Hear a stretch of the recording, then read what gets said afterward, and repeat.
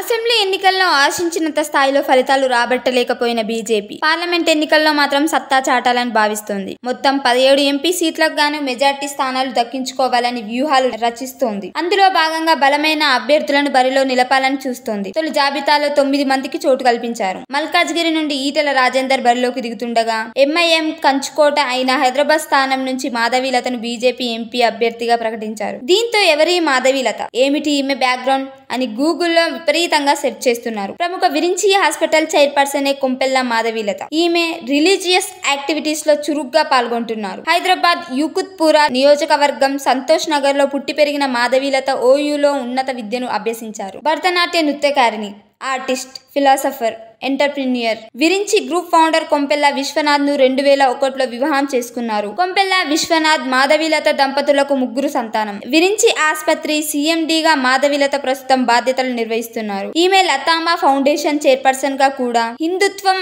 భారతీయ సంస్కృతిపై అనర్గళంగా మాట్లాడగలరు. 2 ఏళ్లుగా పాతబస్తీ వేదికగా గోశాలతో పాటు భారీ యజ్ఞశాల ఏర్పాటు చేసి హిందూ వైదిక కార్యక్రమాల సైతం నిర్వహిస్తున్నారు. కాగా ఇన్ని రోజులు కేవలం సామాజిక సేవలు చేసిన మాధవీలత తొలిసారిగా రాజకీయంగా హైదరాబాద్ పార్లమెంట్ స్థానం నుంచి బీజేపీ ఎంపీ అభ్యర్థిగా పోటీ చేయబోతున్నారు. హైదరాబాద్ పార్లమెంట్ MIM అడ్డా.